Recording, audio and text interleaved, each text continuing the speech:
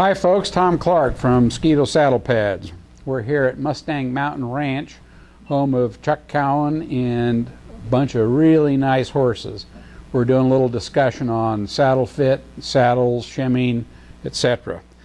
One of the questions I would like to address is foams and shims, how they're put together, their application, how they go in the saddle. So I've got a static display here without the horse, which is much more interesting than looking at me.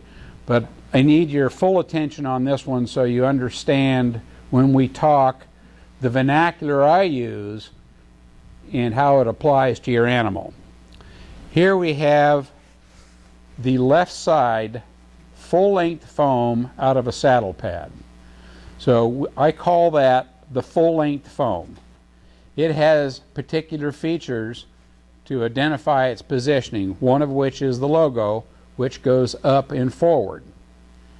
On the back side, you may have a bevel on it, and actually I call this a chamfer. This is so we don't have a pressure line created by a sharp edge. Back to the front. On the front side, you may have a bevel that accommodates a closer drape of your leg for treeless saddles and some particular saddle fit issues where we want to get the rider up high in the seat. So when you have a bevel down here, you have a smoother transition. In any case, this particular foam is a 1-inch laminated.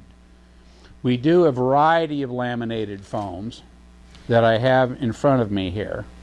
And we do a variety of uniform thickness foams. Okay.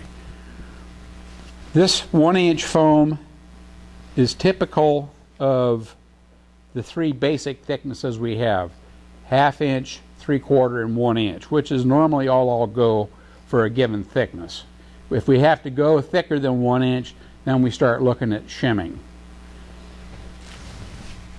The laminated foams that we have here go up to 1 inch. But let's start with the thinnest cross section and put some logic to this progression. We have the base foam, which is represented here, to which we glue a mesh that is made of polyester filament that goes through a urethane bath. It gives a toughness, durability. What it does when you laminate it to the foam and then put a cover piece, in this case which is felt, it ties in the structure of the softer foam to the rigidity of the felt, and it substantially reduces compression and point pressure.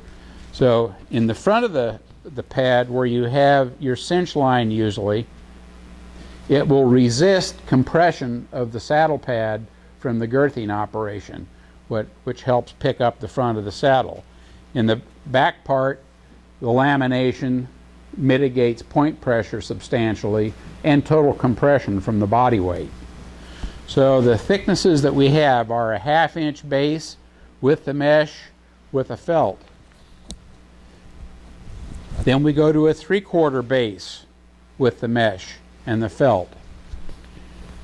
Then we go to a 1 inch, which is a 1/2 inch base, a mesh, and a 1/2 inch foam.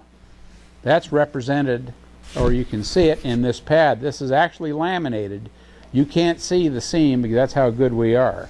But believe me, there's two pieces here. And then finally, for the riders that have point pressure problems, extreme point pressure, going up and down, significant hills, and they have weight, we have the 1/2 inch base, the mesh, 1/2 inch top, and then an 1/8 inch felt cap.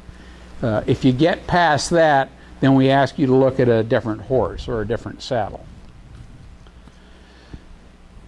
On top of all this, assuming that we need some fine tuning, we have shims that we can put in.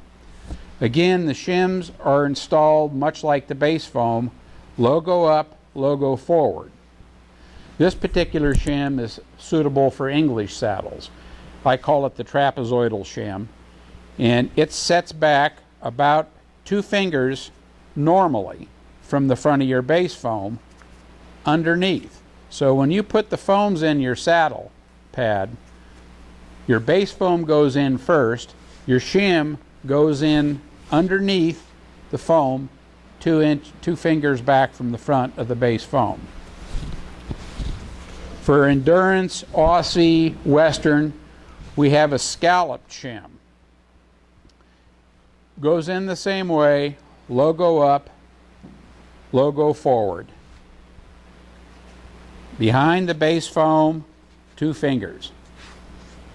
There's variations on a theme on these shims in terms of thickness, but they're always stamped with the logo forward, the logo up, so they always go in. So if you put this in your pad and when you're putting it in, the logo is facing the horse, you know you're putting it in the wrong side.